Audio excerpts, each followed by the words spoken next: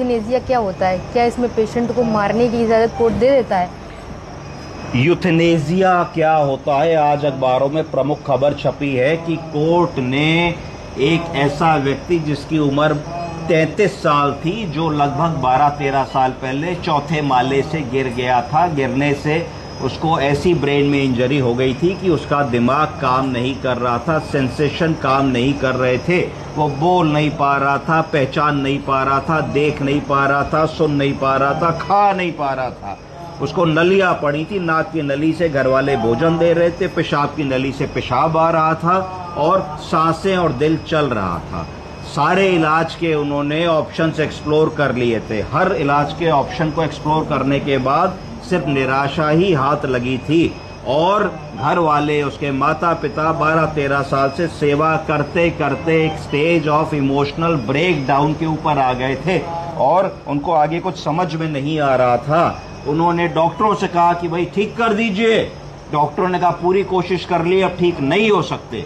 अब क्या करें? एक 20 साल का आदमी 13 साल से मूर्छित अवस्था में डीप कोमा में बिस्तर पे लेटा है। घर वाले उसको लैट्रीन करा रहे हैं, बाथरूम करा रहे हैं, खाना खिला रहे हैं, करवट करा रहे हैं, स्पंजिंग करा रहे हैं, नहला रहे हैं, धुला रहे हैं, पर कोई आशा की किरण नहीं है। कब तक ऐसा करे? कब तक ऐसा चलेगा? क्या इसको ऐसे ही चलते रहने देना चाहिए या कुछ और होना चाहिए? तो एक शब्द आता है यूथनेसिया।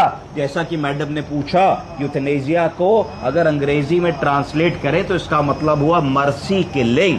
क्या किसी को इस वजह से हम लोग उसको, उसके जीवन को जल्दी खत्म करने की इजाजत दे सकते हैं? क्योंकि अब उसके जीवन में कोई ऐसी आशा नहीं है कि उसको ठीक कर सके। टर्मिनल इलनेसेस, ऐसी बीमारियां जहां पे एडवांस्ड बीमारी है, जहां पे कैंसर की लास्ट स्टेज है, एंड ऑर्गन फेलियर की लास्ट स्टेज है, डीप कोमा में मरीज चला गया, ऐसी परिस्थिति वाले मरीजों में यूथनेसिया शब्द का इस्तेमाल होता है। यूथनेसिया का मतलब है कि love, loss, medicine, mercy and euthanasia. इसका मतलब है कि हम अपने ऐसे व्यक्ति को जिसको बहुत प्रेम करते हैं, उसका लॉस हो गया, वो चला गया, पूरी मेडिसिन से हमने प्रयास किया कि उसको बचा सके, नहीं बचा पाए, फिर हमने मर्सी की भीख मांगी कि भगवान नहीं ठीक हो रहा है तो या तो इस पार करो या उस पार करो। इस चीज को हमने यूथनेसिया कह दिया। इसके लिए कोर्ट के पास जाने के बाद कोर्ट ने यह आदेश किया कि ठीक है, हम इस बात की अनुमति देते हैं कि अगर एक पैनल ऑफ डॉक्टर्स के द्वारा ये पुष्टि कर दी गई है कि 13 साल से आदमी कोमा में है, अब बाहर नहीं आना, उसमें कोई इम्प्रूवमेंट नहीं होना है, तो उसको एक्टिव इलाज, न्यूट्रिशन और हाइड्रेशन अगर आप बंद करना चाहें या कम करना चाहें तो कानूनन हम इसको अथॉरिटी देते हैं, कानूनन हम इसको अलाउ करते हैं। ऐसा करने से कानून का उल्लंघन नहीं समझा जाएगा। तो इसको एक्टिव यूथनेसिया या पैसिव यूथनेसिया कहते हैं, जिसमें कोर्ट ने परमिशन दे दी कि अगर अब कोई आशा की किरण नहीं है तो आप उसके भोजन को, न्यूट्रिशन को, हाइड्रेशन को, ट्रीटमेंट को, दवाओं को अगर विड्रॉ करना चाहें तो कर सकते हैं, जिससे कि मरीज को धीरे धीरे मुक्ति मिल सके दर्द से, पीड़ा से, और परिवार को भी जो है एक ऐसी सिचुएशन से बाहर आने का मौका मिले जो एकदम एक डेड एंड सिचुएशन है, अब आगे कुछ समझ में नहीं आ रहा है। 13 साल से हर प्रकार का उन्होंने प्रयास कर लिया। आप समझी? आपके हिसाब से सही है कि गलत है? सही है। सही है। क्यों सही है?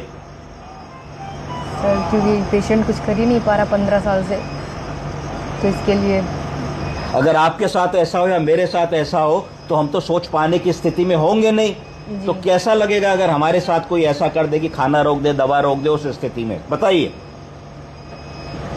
कठिन है। इसीलिए ये एक चिंता का विषय है, सोच का विषय है, डिस्कशन का विषय है कि जब अपने ऊपर आएगी तो हम क्या चाहेंगे। दूसरा आदमी हमारे बिहाफ पे निर्णय ले रहा है, ये सही है कि गलत है। इसीलिए एक सेंसिटिव टॉपिक है, इसीलिए कोर्ट जाना पड़ा, इसीलिए किसी एक व्यक्ति विशेष ने इस पर निर्णय नहीं लिया। तो हम सबको इसके बारे में खूब सोचना चाहिए, पढ़ना चाहिए, डिस्कस करना चाहिए, लिटरेचर पढ़ना चाहिए, तो हमको और हमारी आंखें खुलेंगी और हमको समझ में आएगा कि भाई इस टॉपिक पे कैसे अपने आप को प्रिपेयर करना है। समझ गए? Thank you. वेलकम।